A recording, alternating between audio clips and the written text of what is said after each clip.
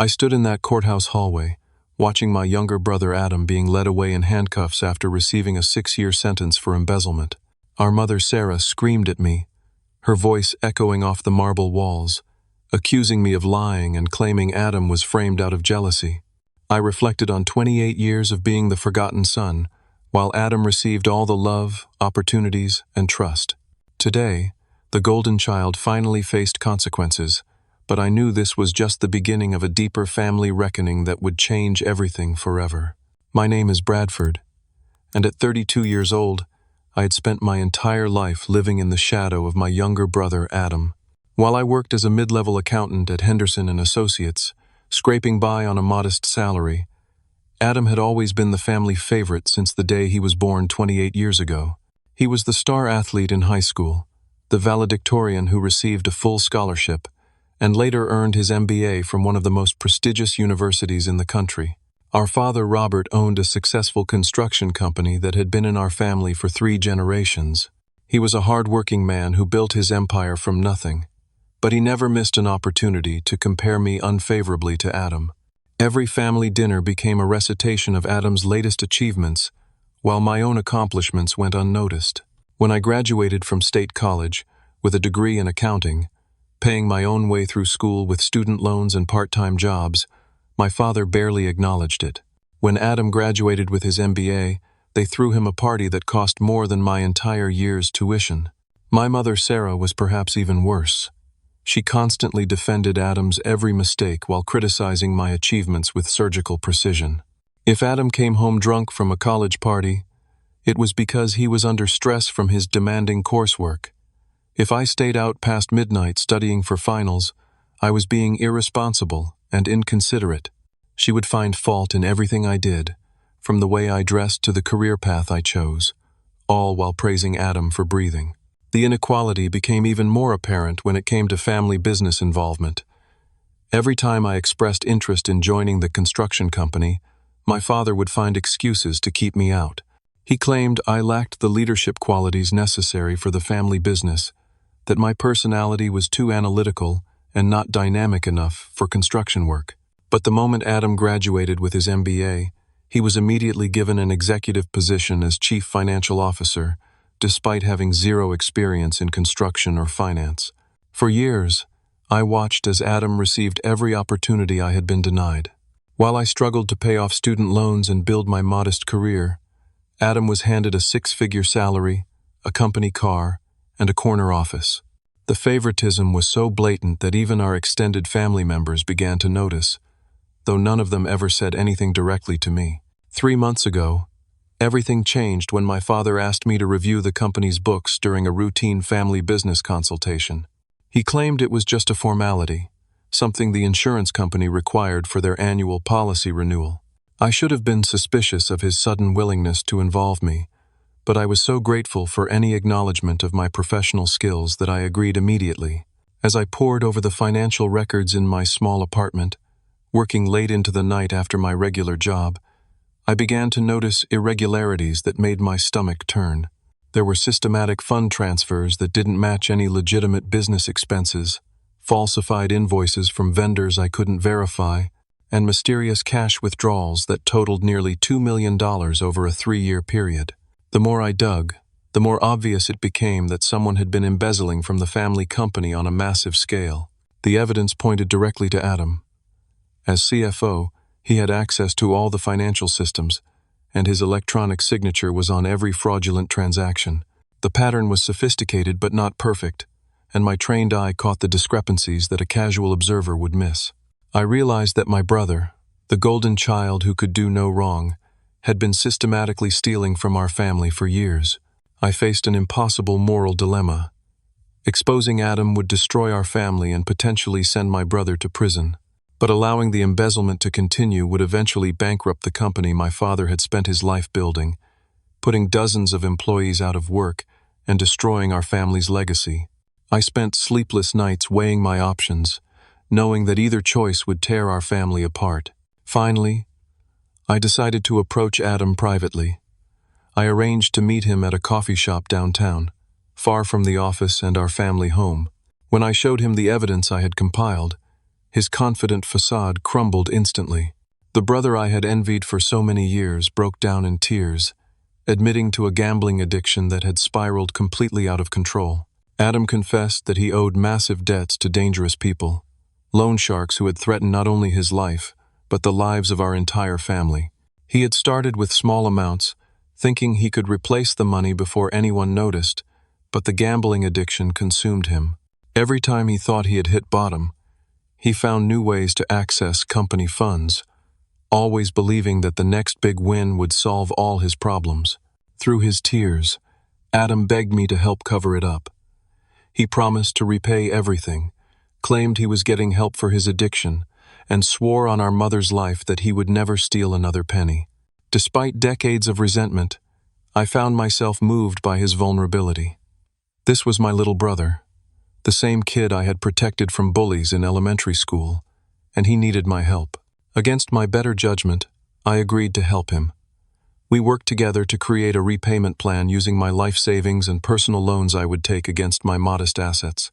I liquidated my retirement account, took a second mortgage on my small condo, and even borrowed money from my credit cards. Over the course of 2 weeks, we managed to replace nearly $400,000 of the stolen money, and I helped Adam create a believable paper trail to explain the temporary discrepancies. I thought we were making progress toward fixing the situation, but I was naive about the depth of Adam's deception.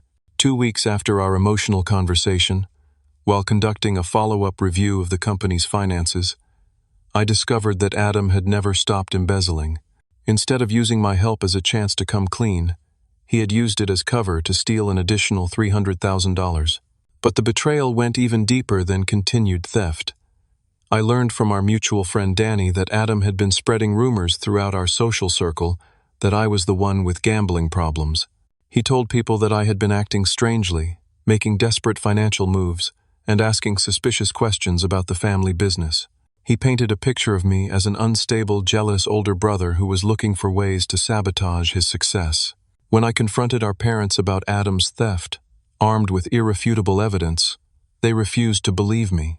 Instead, they believed Adam's version of events, which portrayed me as a desperate and jealous brother trying to frame him out of resentment. Sarah looked at me with disgust and accused me of trying to destroy Adam out of spite. Robert shook his head sadly and said he always knew I harbored resentment about Adam's success, but he never imagined I would stoop to such desperate measures. The golden child had managed to turn my attempt to save our family into evidence of my own moral failing, and for the first time in my life, I realized that no amount of evidence or truth would ever be enough to overcome their blind favoritism toward Adam. The weeks following my failed attempt to expose Adam became a nightmare that I could never have imagined. Adam's manipulation campaign against me was so sophisticated and thorough that I began to question my own sanity. He didn't just deny my accusations, he systematically dismantled my credibility while positioning himself as the victim of my supposed jealousy and mental instability. Adam told our parents that I had approached him with wild conspiracy theories about missing money from the company. He claimed that when he tried to reason with me, I became violent and threatening, demanding that he help me cover up financial irregularities that I had created. According to his version of events, I had been skimming money from my own accounting clients for months and was desperately trying to shift blame onto him when the walls started closing in. To support his story, Adam produced fake evidence that seemed to show I had been stealing from Henderson and Associates. He had somehow obtained copies of client files and created convincing forgeries that made it appear as though I had been manipulating accounts and redirecting funds to personal accounts. The documentation was so well crafted that even I was momentarily stunned by how legitimate it looked.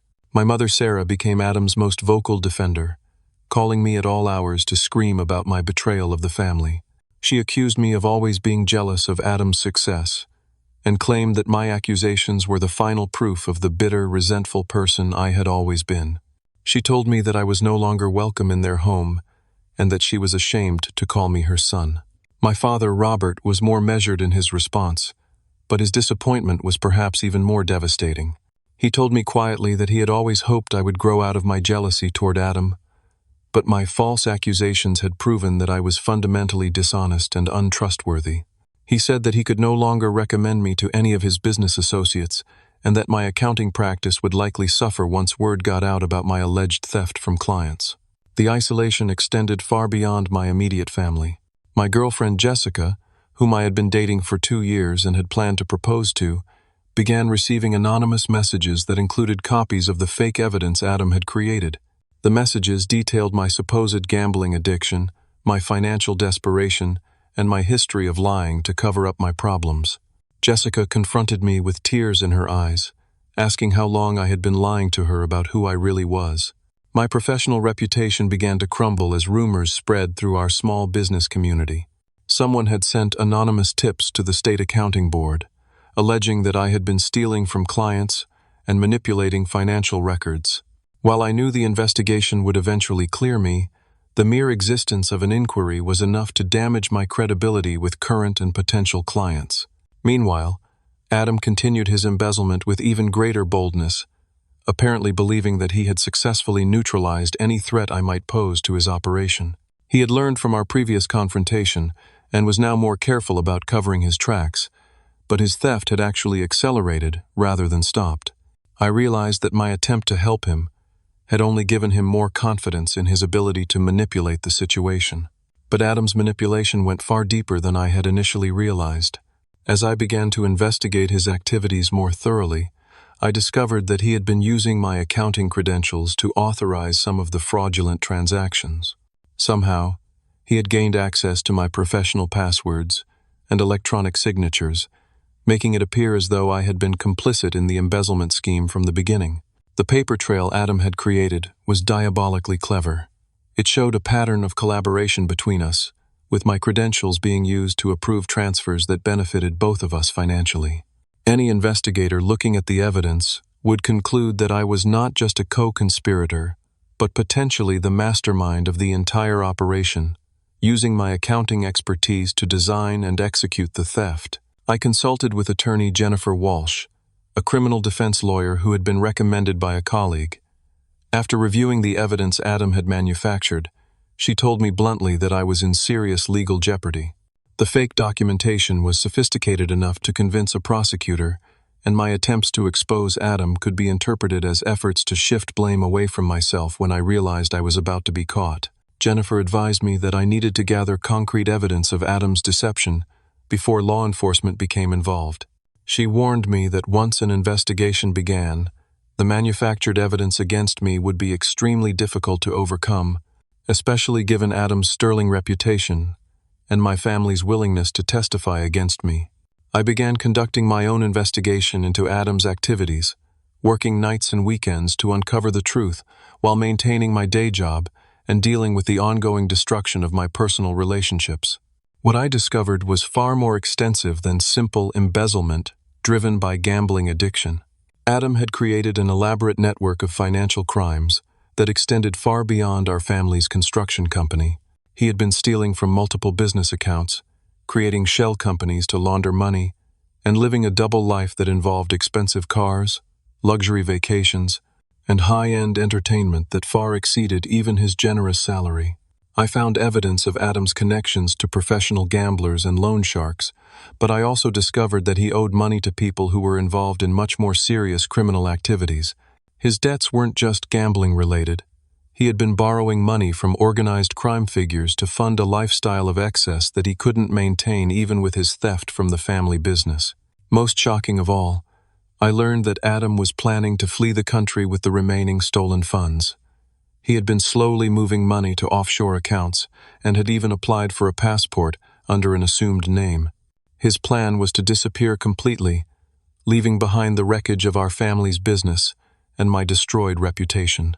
When I confronted Adam with this new evidence, threatening to expose everything to the authorities, he revealed the full extent of his preparation for this moment. He calmly informed me that he had already filed a police report claiming that I had threatened him with violence during our previous confrontation.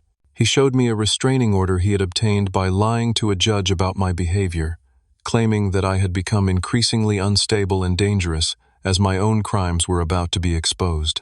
The restraining order meant that any further contact between us could result in my arrest, effectively silencing me while he completed his plans to escape.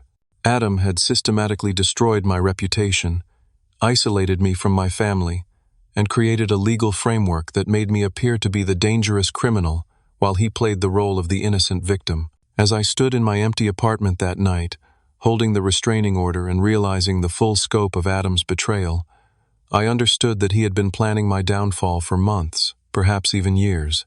Every act of seeming cooperation, every moment of vulnerability he had shown me, had been calculated moves in a game where I was always intended to be the sacrificial pawn.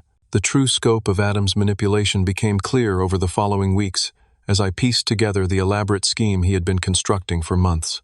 This wasn't a desperate cover-up by a gambling addict who had gotten in over his head. This was a carefully orchestrated plan to destroy my life while he made his escape with millions of stolen dollars.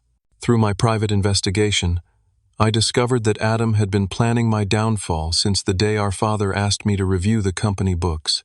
The request hadn't come from the insurance company at all. Adam had suggested it to our father as a way to bring me into the situation so I could be framed for his crimes. He knew that my accounting background would make me the perfect scapegoat, and he had been preparing evidence against me long before I ever discovered his theft. Adam had created a false narrative about my gambling addiction that was supported by months of carefully planted evidence. He had used my credit cards without my knowledge during family gatherings, running up gambling debts at casinos and online betting sites. He had accessed my computer during holiday visits to our parents' house, creating a digital trail that showed extensive research into casino strategies and gambling systems. The fake invoices and financial irregularities that implicated me weren't hastily created forgeries. They were sophisticated documents that had been prepared over months by someone with access to the company's systems and an intimate understanding of accounting procedures. Adam had been slowly building a case against me while continuing his own theft, ensuring that, when the inevitable discovery came, all evidence would point to me rather than him. During one particularly devastating family confrontation, our mother Sarah formally announced that she and our father were disowning me. They had changed their will to leave everything to Adam, including the family business, their home, and all their personal assets. Sarah told me through tears that she never wanted to see me again, that I had broken her heart by trying to destroy Adam out of jealousy and spite. The impact on my professional life was equally catastrophic. My employer Henderson and Associates was forced to place me on administrative leave pending the outcome of the State Accounting Board investigation. Word of the allegations spread quickly through our professional community, and several of my long-term clients canceled their contracts rather than risk association with someone suspected of financial crimes. Jessica finally ended our relationship during a tearful confrontation in which she presented me with a manila envelope containing copies of all the evidence Adam had manufactured against me. She told me that she had wanted to believe in my innocence, but the documentation was too extensive and convincing to ignore. She said she felt like she had been living with a stranger and couldn't trust anything I had ever told her. The isolation was complete and devastating. My few remaining friends distanced themselves as rumors spread throughout our community. People I had known for years crossed the street to avoid speaking to me. My reputation in the small business community where I had worked to build my practice was utterly destroyed.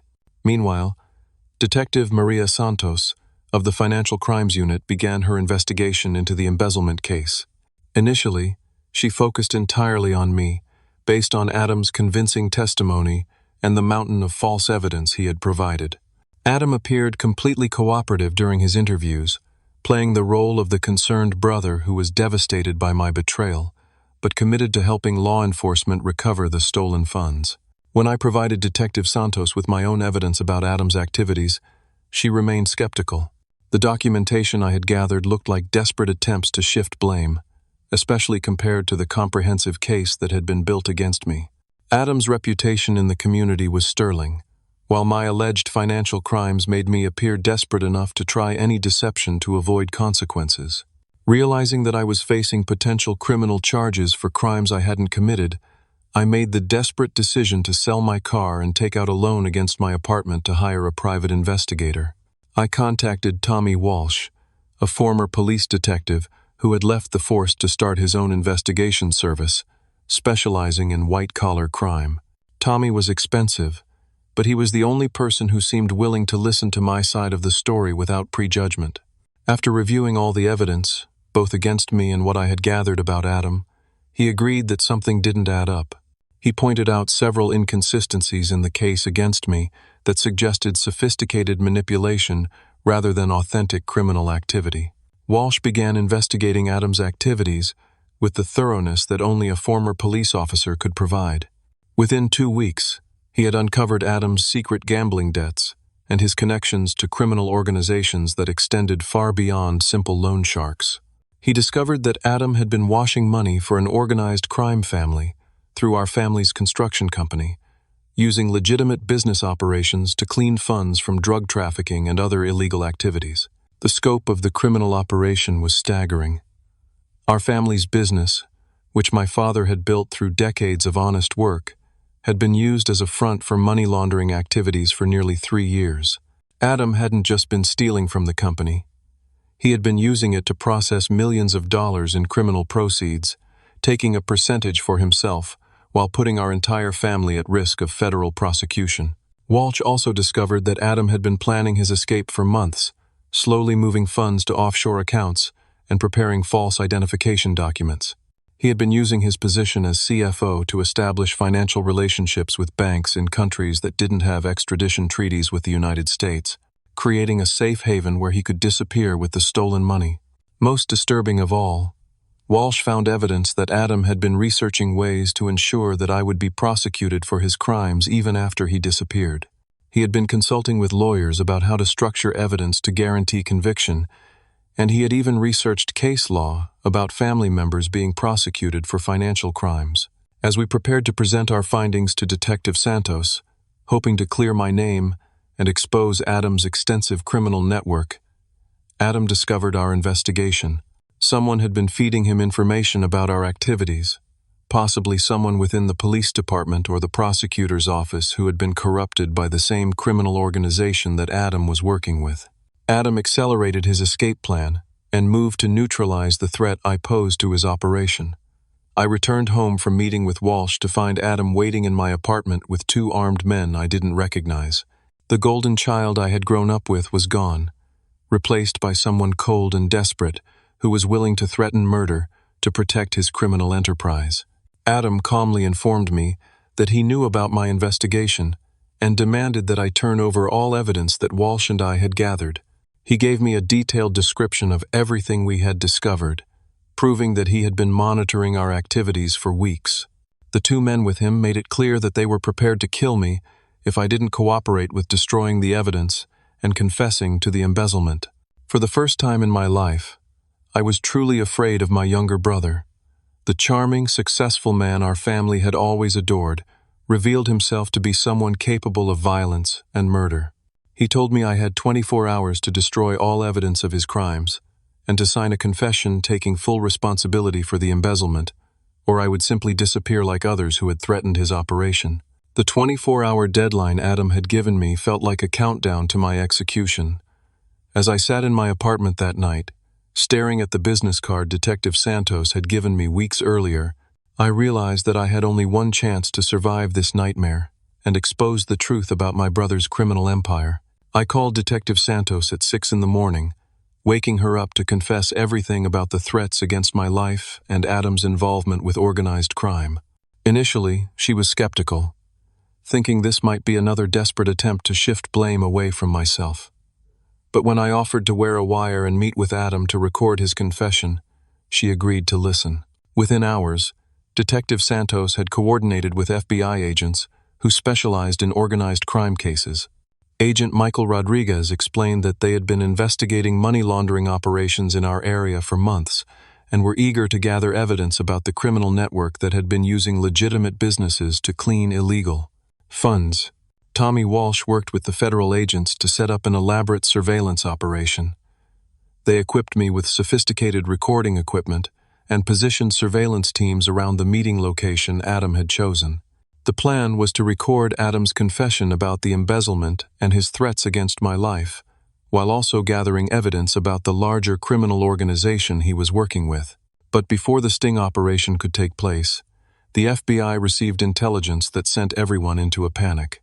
Based on wiretaps of known criminal associates, they learned that Adam was planning something much more drastic than simply threatening me. He was going to eliminate all potential witnesses to his crimes, starting with our parents. The same morning I was supposed to meet with Adam wearing the wire, FBI agents raided our family's construction company based on evidence Walsh and I had provided about the money laundering operation. They arrived with search warrants and forensic accountants, who immediately began documenting the extensive financial crimes that had been conducted through the business. My parents, Sarah and Robert, were arrested at the construction site and charged as potential accomplices to the money laundering scheme. The FBI agents explained that while they suspected my parents were unknowing victims of Adam's manipulation, they had to be detained until the full scope of their involvement could be determined. The media coverage was immediate and devastating, with news crews broadcasting footage of my parents being led away in handcuffs. Adam's reaction to the raid was swift and terrifying. Rather than fleeing immediately as I had expected, he became increasingly desperate and violent.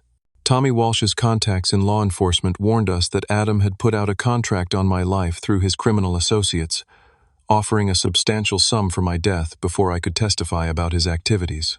The wire operation took on new urgency as federal agents realized that Adam's desperation made him more dangerous, but also more likely to confess to his crimes on tape. I met Adam at the abandoned warehouse he had chosen, wearing recording equipment that would capture everything he said while FBI agents positioned themselves around the building. Adam appeared calm when I arrived, but his demeanor quickly changed when I refused to sign the confession he had prepared. He admitted to the entire criminal operation, including his theft from the family business and his involvement with the money laundering scheme. He revealed that he had never cared about our family and had always planned to disappear with stolen millions once he had accumulated enough money to live comfortably overseas. But Adam had one final revelation that sent chills down my spine. He told me that he had planted explosive devices in our parents' house, timed to detonate during the evening news cycle when the media coverage of their arrest would be at its peak. His plan was to kill Sarah and Robert, to eliminate them as potential witnesses, then flee the country while law enforcement was dealing with the bombing. The FBI teams listening to the wire lost contact with me as Adam's associates used sophisticated jamming equipment to block all communications in the area. I was on my own with a brother who had revealed himself to be capable of murdering our own parents to cover his tracks. The golden child our family had worshipped for decades was planning to commit the ultimate betrayal.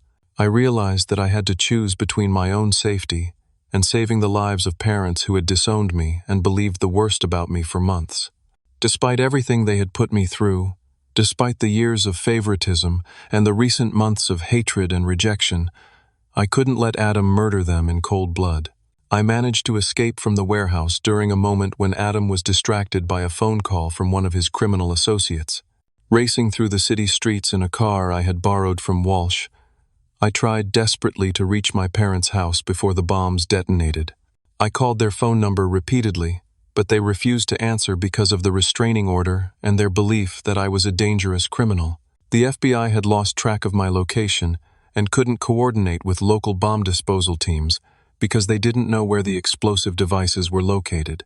I was the only person who could warn my parents about the immediate threat to their lives, and I had to reach them before Adam's timeline ran out. I arrived at my childhood home to find Adam's car in the driveway and lights on throughout the house. Through the windows, I could see my parents sitting in the living room with Adam, apparently having a normal family conversation, while surrounded by hidden explosive devices that could kill them all at any moment. Adam was holding them hostage while maintaining the pretense of a concerned son who was protecting them from his dangerous older brother. When I burst through the front door, both Sarah and Robert looked at me with terror, believing that I had come to harm them just as Adam had warned. For the first time in decades, I was in the same room with my entire family, but instead of the reunion I had always imagined, we were all facing the possibility of violent death. Adam calmly revealed his true nature to our parents, explaining that he had been lying to them about everything and that he was prepared to kill them to protect his criminal operation. Sarah and Robert finally saw Adam for who he really was as he threatened their lives with casual indifference. The golden child they had favored for 30 years revealed himself to be someone who viewed them as disposable obstacles rather than beloved family members. They listened in horror as he detailed his plans to murder them and frame me for their deaths. Through their shock and terror, my parents finally understood that they had been catastrophically wrong about both of their sons.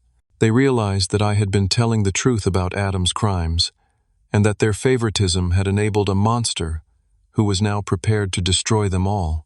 The confrontation in my childhood home felt surreal as the three people who had shaped my entire life sat frozen in terror while Adam explained his plan to murder them. My parents Sarah and Robert looked at me with a mixture of fear and dawning recognition that everything they had believed about their two sons was completely backwards. Adam held a detonator in his hand, calmly explaining that he had planted multiple explosive devices throughout the house and could kill us all instantly if anyone tried to leave or call for help. He told our parents that their deaths would be blamed on me, the unstable older brother who had finally snapped and decided to murder his family out of jealousy and resentment. I realized that I needed to keep Adam talking while hoping that the FBI would eventually track us to the house. I engaged him in conversation about his criminal activities, trying to get him to confess more details that might be picked up by any surveillance equipment that was still functioning despite his jamming devices. Adam seemed to enjoy revealing the full scope of his deception to our parents, describing in detail how he had manipulated them for years while stealing millions of dollars from the family business. He explained how he had systematically destroyed my reputation while positioning himself as the innocent victim of my jealousy and mental instability. Sarah began crying as she realized how thoroughly she had been deceived by the son she had always favored. She apologized to me through her tears, acknowledging that she had been blind to Adam's true nature and had treated me unfairly for decades. Robert sat in stunned silence, his face showing the devastation of a man who realized his life's work had been used for criminal purposes. Despite the immediate danger we all faced, I found myself forgiving my parents for their years of favoritism and their recent rejection of me. I understood that they had been manipulated by someone who was expert at deception, and their recognition of their mistakes was more meaningful than any apology I had ever imagined receiving. As we talked, I gradually moved closer to Adam, looking for an opportunity to overpower him and prevent him from detonating the explosives. But Adam was aware of my intentions and kept the detonator positioned so that any sudden movement would trigger the devices. He seemed to be enjoying the psychological torture of forcing us to confront our family dynamics while facing imminent death. The FBI bomb squad finally arrived after receiving intelligence about Adam's threat from their wiretaps of his criminal associates. Agent Rodriguez coordinated the tactical response, while bomb disposal experts worked to locate and defuse the explosive devices that Adam had hidden throughout the house. I could hear movement outside the house as law enforcement teams positioned themselves around the building, but Adam had anticipated this response and had positioned the bombs to prevent any rescue attempt. He told us that the devices were designed to detonate if anyone entered the house without his specific instructions. Realizing that we were running out of time, I made the desperate decision to physically attack Adam during a moment when he was distracted by sounds outside the house. We struggled for control of the detonator while my parents scrambled for safety, and I managed to knock the device from his hands before FBI agents stormed the house. The tactical team arrested Adam, while bomb disposal experts immediately began defusing the explosive devices he had planted throughout the house. There were 6 separate bombs hidden in walls and furniture, each powerful enough to completely destroy the house and kill anyone inside. The sophistication of the explosive devices revealed the extent of Adam's connections to professional criminals. As paramedics treated the minor injuries I had sustained during the struggle with Adam, I watched FBI agents arrest several of his criminal associates who had been monitoring the situation from nearby locations. The coordinated raids across the city resulted in the arrest of dozens of people involved in the money laundering operation that had used our family business as a front. But Adam had one final act of revenge that none of us had anticipated. While being processed for arrest, he revealed that he had been recording everything that had happened in the house and had arranged for a confession video to be automatically uploaded to social media platforms regardless of what happened to him. The video cleared my name completely, showing Adam admitting to all of his crimes while threatening to murder our parents. But it also implicated several community leaders and business owners who had unknowingly become involved in the money laundering scheme through legitimate business relationships with our family company. Detective Santos explained to me that Adam's final act was designed to destroy as many reputations as possible, ensuring that even his arrest would cause maximum damage to everyone around him. He had spent months planning not just his escape, but the complete destruction of our community's business and political leadership. The scope of the criminal network Adam had been involved with was revealed over the following days as FBI agents processed evidence from the raids. Our family's construction company had been used to launder over $20 million in criminal proceeds over a 3-year period, making it one of the largest money laundering operations ever discovered in our state.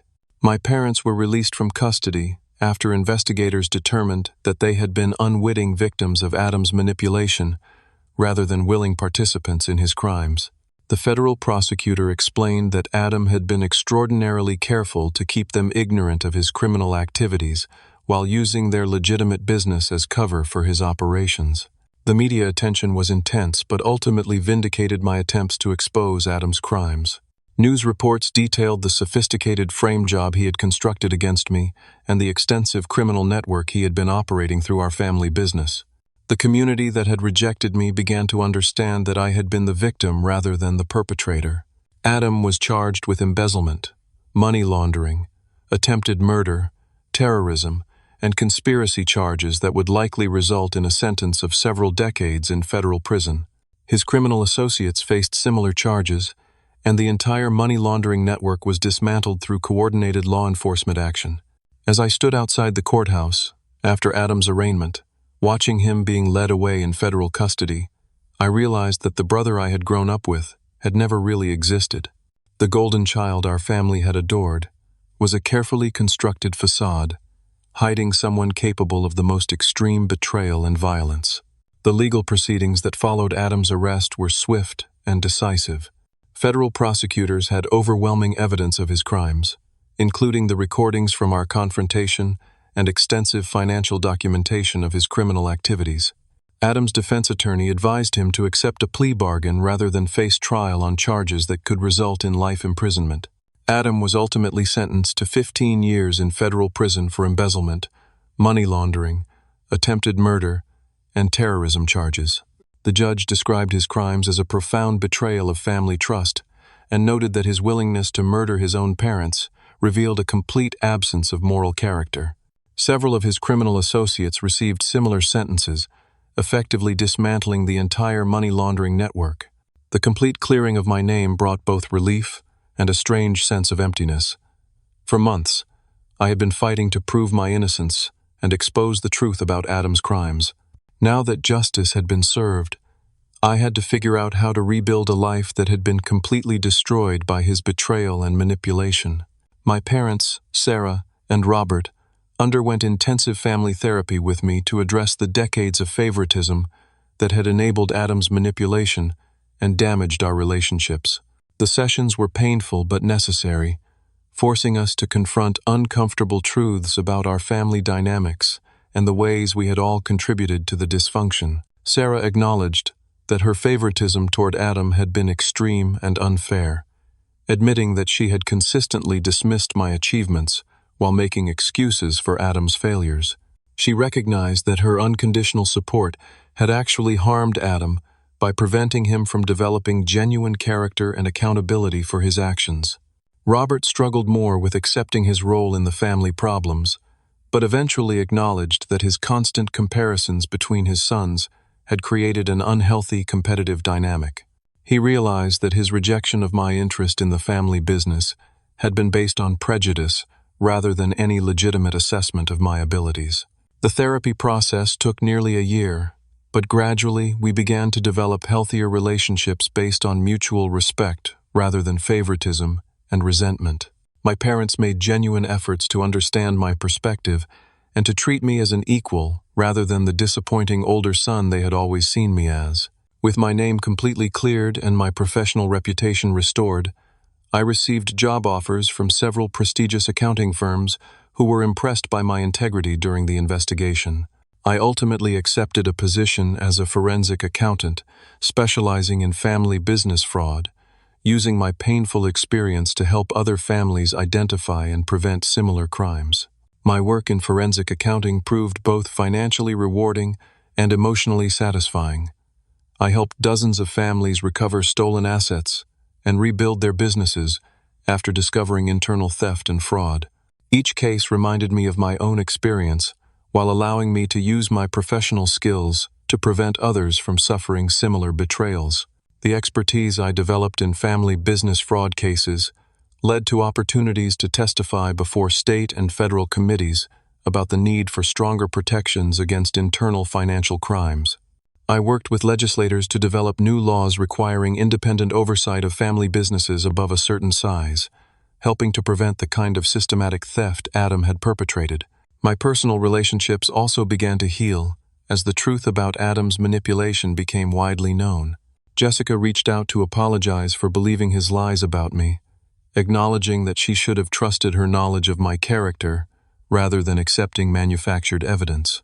While we didn't resume our romantic relationship, we were able to rebuild our friendship based on mutual respect and understanding. The professional relationships I had lost during the investigation were gradually restored as colleagues and clients learned about the sophisticated frame job Adam had constructed against me. Many people in our business community expressed admiration for my persistence in exposing the truth despite facing overwhelming pressure to accept blame for crimes I hadn't committed. I began dating Detective Maria Santos, who had initially investigated me for Adam's crimes, but had ultimately helped expose the truth about his criminal activities. Our relationship developed slowly as we both dealt with the professional and personal challenges created by the case, but we found that our shared experience had created a deep understanding and trust. 3 years after Adam's sentencing, Maria and I were married in a ceremony attended by my parents, who had genuinely changed their approach to family relationships. The wedding was a celebration of new beginnings and healthy family dynamics, representing the possibility of healing even after profound betrayal and manipulation. My parents worked to rebuild their construction company with ethical practices and transparent accounting procedures designed to prevent any future financial crimes. They established an employee ownership program that gave workers a stake in the company's success while ensuring that no single person could manipulate the financial systems. Robert and Sarah also became advocates for recognizing and preventing golden child favoritism in families, speaking at parenting conferences about the dangers of showing consistent preference for one child over others. They shared their story as a cautionary tale about how favoritism can enable manipulation and prevent parents from seeing their children's true natures. I maintained limited contact with Adam during his imprisonment, visiting him occasionally to offer the possibility of forgiveness while maintaining clear boundaries about acceptable behavior. Adam initially showed no remorse for his crimes, continuing to blame me for his downfall and expressing anger about the destruction of his plans. Over time, however, prison therapy programs began to have some effect on Adam's willingness to accept responsibility for his actions. He eventually wrote me a letter acknowledging the pain he had caused and asking for eventual forgiveness, though he understood that rebuilding any relationship would require years of demonstrated change in his character and behavior. The criminal investigation had revealed that Adam's crimes were even more extensive than we had initially discovered. Federal agents found evidence that he had been planning to frame me for multiple murders of business associates who had discovered his criminal activities. The depth of his deception and willingness to destroy innocent lives was truly staggering.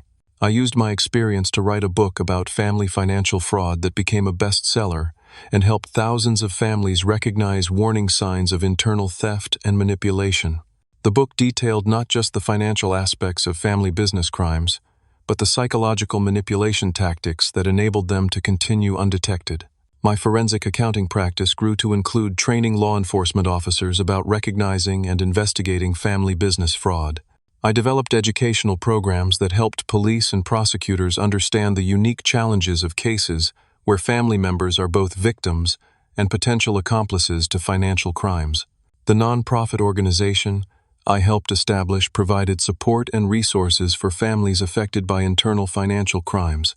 We offered counseling services, legal assistance, and financial planning help for families trying to rebuild after discovering that trusted family members had betrayed them through theft and fraud. 5 years have passed since Adam was sentenced to federal prison, and my life today bears no resemblance to the nightmare I endured during those dark months, when my family believed I was a criminal and my reputation was destroyed by carefully constructed lies.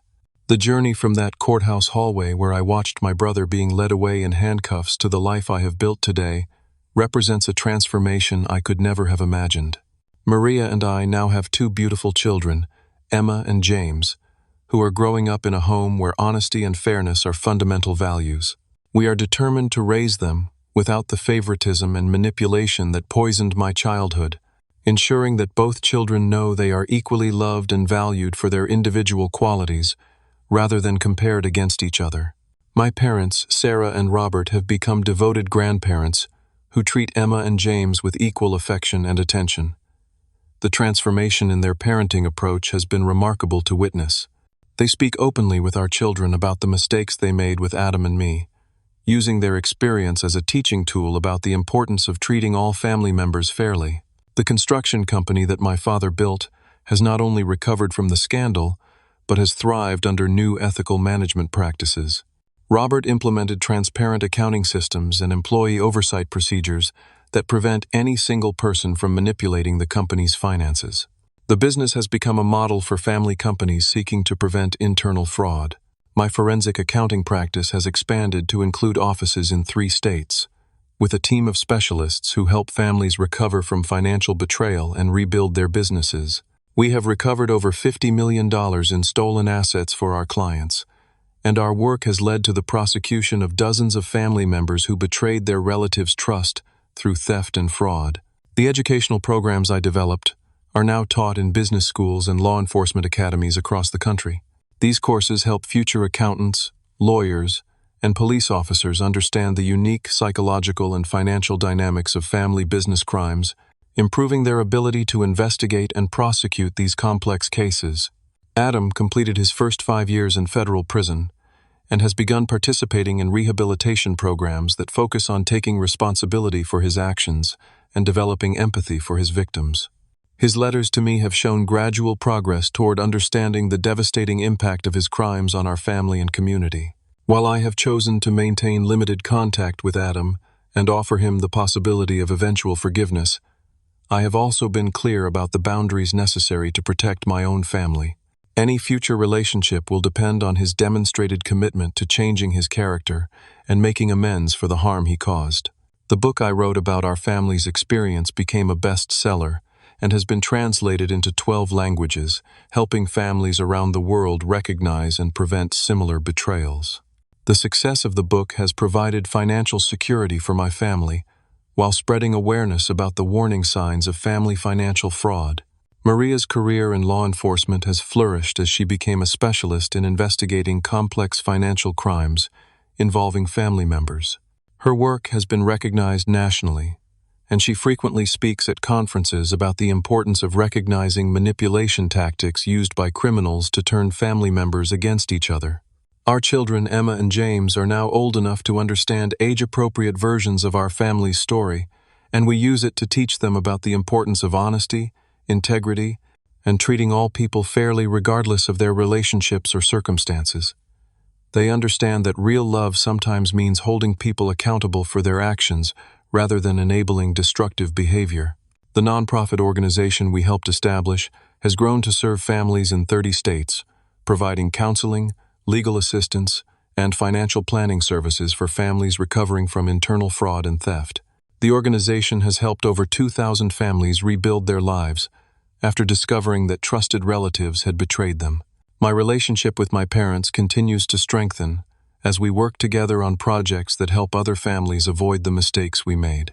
Sarah and Robert regularly speak at conferences about the dangers of favoritism in families, sharing their story as a cautionary tale about how preferential treatment can enable manipulation and prevent parents from seeing their children clearly.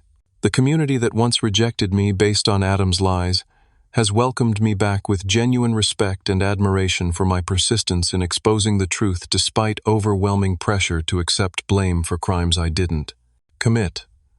Local business leaders frequently consult with me about implementing safeguards against internal fraud in their own companies. The most profound lesson I learned from this experience is that true family love requires accountability rather than unconditional enabling. My parents' favoritism toward Adam wasn't actually love. It was a form of neglect that prevented him from developing genuine character and moral compass. Their willingness to excuse his failures and blame me for his problems ultimately harmed both of us in different but significant ways.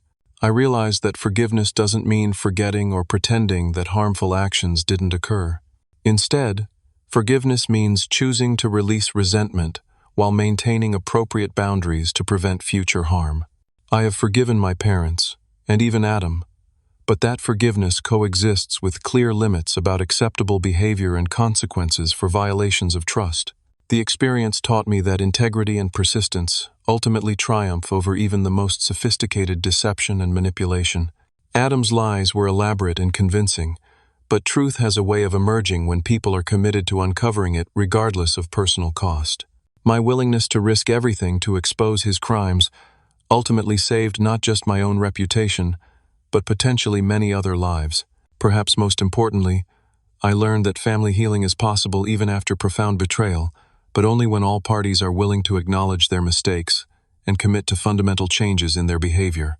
The family relationships I have today with my parents and my new family with Maria and our children are healthier and more honest than anything I experienced growing up. My story has become a testament to the power of truth and the possibility of redemption even in the darkest circumstances. The golden child who seemed to have everything turned out to be hollow underneath, while the forgotten son who struggled for recognition found strength and purpose through adversity. Today, as I watch my children play in the backyard of our home, I am grateful for the painful journey that brought me to this place of peace and purpose. The nightmare of Adam's betrayal ultimately led to a life richer and more meaningful than anything I could have achieved if our family had continued down the path of favoritism and denial. Have you ever experienced favoritism in your family?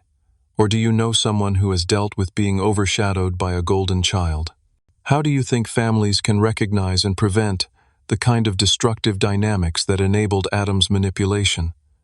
I'd love to hear your thoughts in the comments below. If this story resonated with you, please consider liking this video, subscribing to our channel for more true stories about family challenges and redemption, and sharing it with anyone who might benefit from understanding how family favoritism can have devastating consequences. Thank you for joining me on this journey, and I hope that sharing my experience helps other families build healthier, more honest relationships based on genuine love and accountability rather than destructive favoritism.